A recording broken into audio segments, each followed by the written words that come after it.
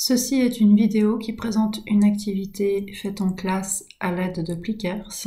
Elle peut être fournie aux élèves absents pour les aider à rattraper le cours, mais elle peut être également utilisée comme outil de révision. Dans tous les cas, pour plus d'efficacité, après l'énoncé de la question, mettez sur pause afin de réfléchir, de trouver vous-même la réponse, puis ensuite vérifier. Question 1. À quelle famille appartient B2O3? Est-ce un sel, un hydroxyde, un oxyde ou n'appartient-il à aucune de ces catégories? Dans B2O3, je n'ai qu'un seul élément en plus de l'oxygène. Il s'agit donc d'un oxyde. Question 2. À quelle famille appartient Na2SO3? Les propositions sont les mêmes.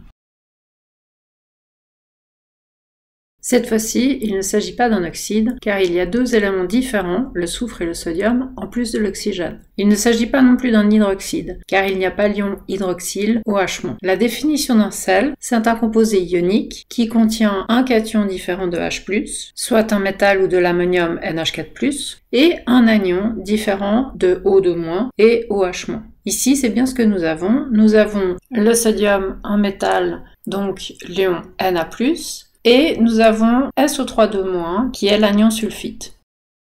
Troisième molécule, HNO3, avec trois catégories proposées, sel, acide, hydroxyde ou aucune de ces catégories.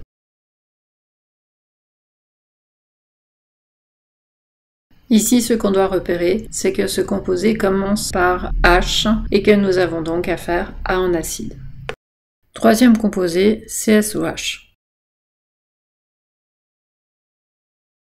CSOH est composé d'un métal et d'un ion OH-. Il s'agit donc d'un hydroxyde. Cinquième exemple, AlH3.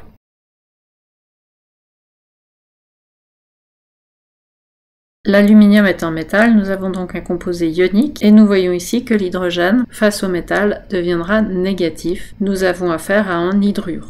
Sixième composé, H3PO4.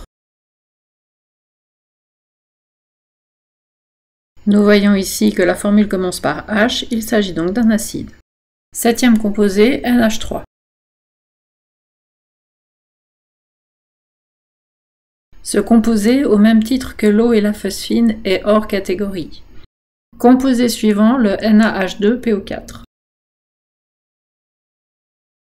Ce composé commence par un métal, il est donc ionique, et le métal sera le cation. On y observe également un anion que l'on connaît, le PO4 3- phosphate, et glissé entre les deux des hydrogènes qui formeront des ions H+. Il s'agit donc d'un sel acide. Dernier composé proposé, le CH3OH. Ce composé possède du carbone lié à des hydrogènes, il s'agit donc d'un composé organique.